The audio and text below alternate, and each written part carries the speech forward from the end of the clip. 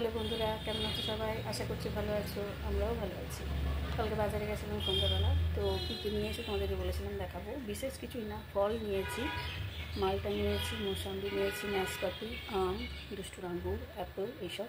তো ফলগুলো অলরেডি আমি ফ্রিজে রেখে দিয়েছি, তো ওগুলো দেখানোর কিছু নেই।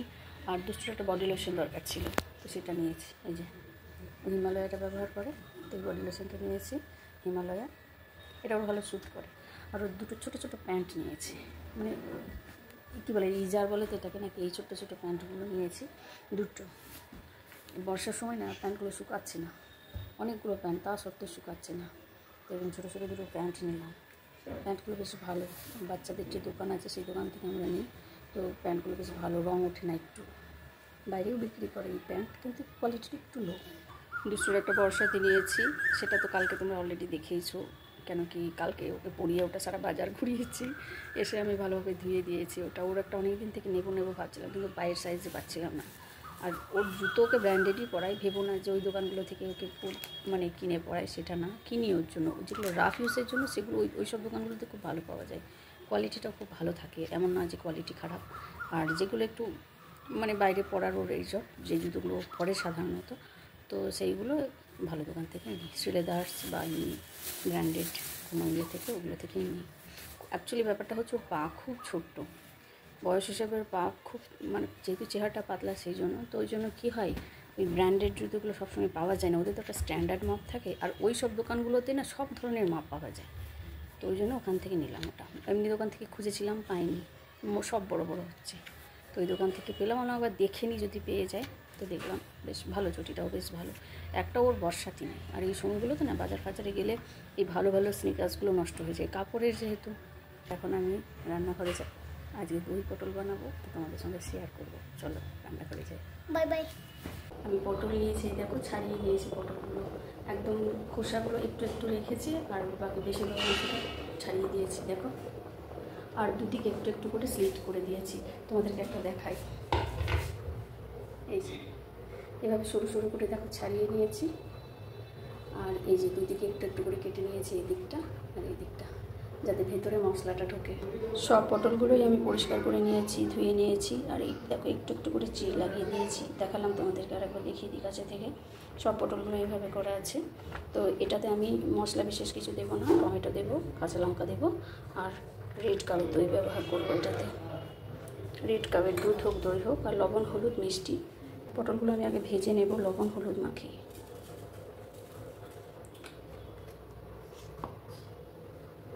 ভালো করে ভেজে রেখে নেব, বেশ একটু ব্রাউন ব্রাউন করে।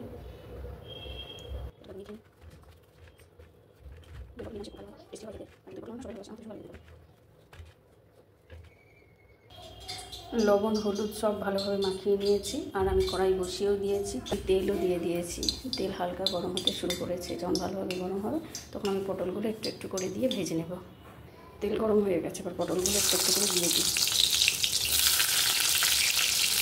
একসাথে বেশি দেওয়া যাবে না।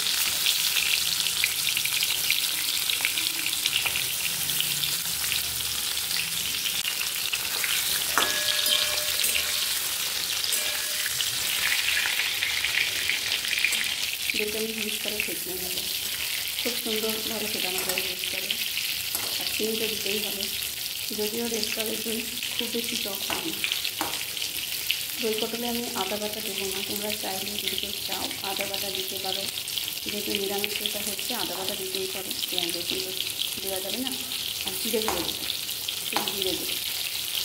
এই গ্যাসটা আমার হয়ে যাচ্ছে, একটু লাল লাল করে কাটা হয়েছে, এগুলো তুলে নেবো।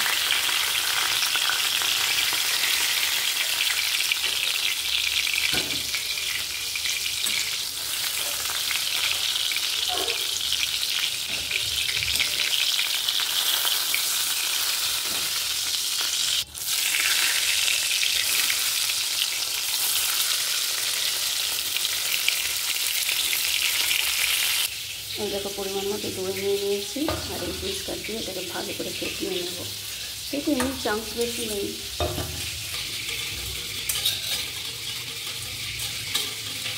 দইটা খুব সুন্দর। পটলটা ভাজা হতে হতে দেখো আমি দইটা ফেটিয়ে দিলাম। এবার এটা একটু জল মেশাবো, খুব বেশি না, অল্প।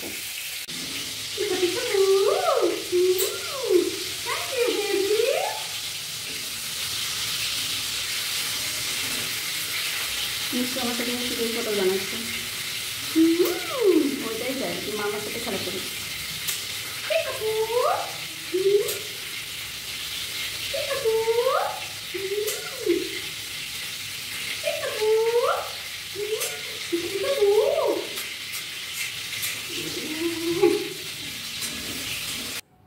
সব পটলগুলো আমার ভাজা হয়ে গেছে দেখো। এবার এই তেলেই আমি গোটা জিরে ফোড়ন করব। এই কড়াইয়ে কালো কালোগুলো দেখতে পাচ্ছ, এটা কিছু না, পটলটা ভেজেছি সেটার জন্য। অনেকে ভাবতে পারো অনেক কিছু চিকেন কিছু, সেটা না, ওটা পটলটাই। গোটা জিরেটা একটু ভাজা হয়ে গেলে তারপর আমি দইটা দেবো, একটু অ্যারোমাটা বেরিয়ে আসুক এটার। দই যখন দেবে তখন কিন্তু হয় গ্যাসের ফ্লেমটা একদম কমিয়ে দেবে, আমার যেমন একদম কমানোই আছে, বা গ্যাস থেকে প্যানটা নামিয়ে যে পাত্রে করবে সেই পাত্রটাকে গ্যাস থেকে নামিয়ে তারপর দইটা দেবে, তাহলে কিন্তু দইটা ফাটবে না। এটা আমি একটু জল মিশিয়ে দেবো, এটাতে একটু জিরে গুঁড়ো দেবো,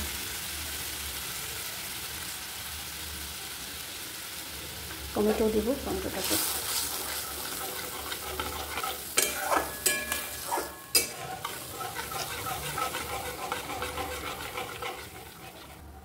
টমেটোটা দিয়ে দিলাম। টমেটোটা চাইলে তোমরা পেস্ট করে দিতে পারো, গ্রেভিটা ভালো হবে।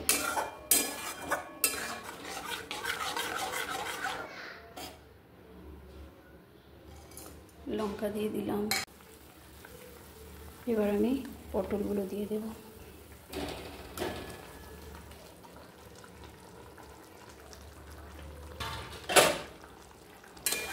আমি কিন্তু এখনো চিনি দিইনি,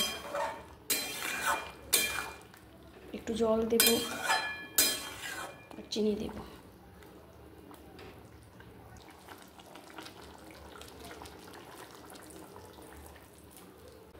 লবণ আমি আগেই দিয়েছি, তাই আর লবণ দিলাম না, কেন কি তখন আমি যথেষ্ট পরিমাণে লবণ দিয়েছিলাম।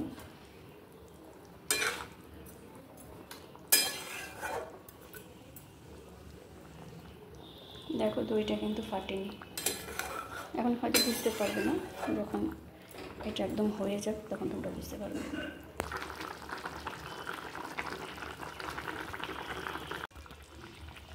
দই পটল আমার রেডি হয়ে গেছে দেখো। একটু গরম মশলা দিয়ে দিলাম নামানোর আগে,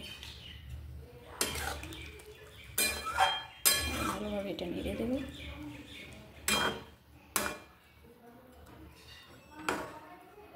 চলো এবার এটা আমার রেডি হয়ে গেছে, এবার এটাকে নামিয়ে নেব। দেখো দই পটল আমার রেডি হয়ে গেছে, কি সুন্দর কালারটা হয়েছে, আর দই কিন্তু একটুও ফাটেনি, দেখেছো? বেশ লোভনীয়, খেতেও দারুণ টেস্টি হয়। এটা দেখে মনে হচ্ছে না খুব পাতলা, এটা পাতলা না, এটা একটু টানবে। যদি দই পটলের রেসিপি ভালো লেগে থাকে প্লিজ একটা লাইক করে দিও। সবাই ভালো থেকো, সুস্থ থেকো, আবার দেখা হবে পরের ভিডিওতে। টাটা।